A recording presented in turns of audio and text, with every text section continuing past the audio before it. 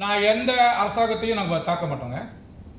எந்த அரசியல்வாதியும் நாங்கள் தாக்க மாட்டோம். யாரையும் தூக்கி வச்சும் பேச மாட்டோம். அது எங்கள் நோக்கமே கிடையாது.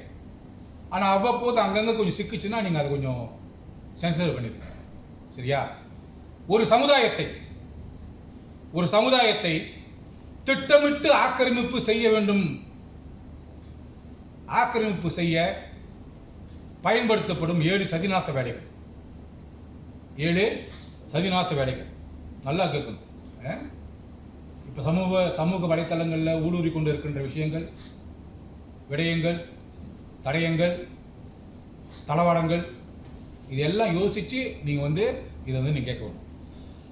1, சமுதாய தலைவர்கள் அவர்கள் எந்த துறையை சார்ந்தவராக இருந்தாலும் அவர்களை பொம்மலாட்ட தலைவர்களாக மாற்றுவது. பொம்மலாட்ட தலைவர்னா தெரியுங்களா? பொம்மலாட்ட தலைவர்களாக மாற்றுவது. 2வது, சமுதாயத்தின் பொருளாதார மற்றும் முதலீட்டு நிலைகளை கைப்பற்றுவது அல்லது ஆக்கிரமிப்பு செய்வது. சமுதாயத்தின் பொருளாதாரம் மற்றும் முதலீட்டு நிலைகளை கைப்பற்றுவது அல்லது ஆக்கிரமிப்பு செய்வது. 3வது, சமுதாய தகவல் ஊடகங்களை தங்களுக்கு சாதகமாக கையாண்டு விஷமத்தனமான கருத்துக்களை வலுக்கட்டாயமாக திணிப்பது.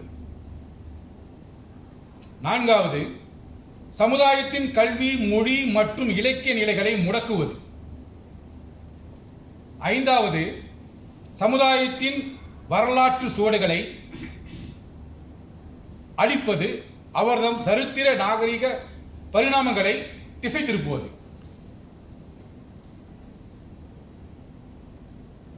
நல்லா கேளுங்க.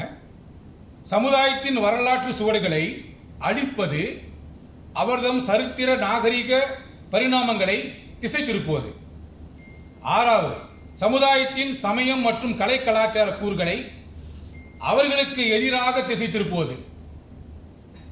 சமுதாயத்தின் சட்டப்பூர்வமாகவும் நியாயபூர்வமாகவும் கிடைக்க வேண்டிய வாய்ப்புகளையும் வசதிகளையும் தடுப்பது அல்லது கிடைக்க விடாமல் செய்வது.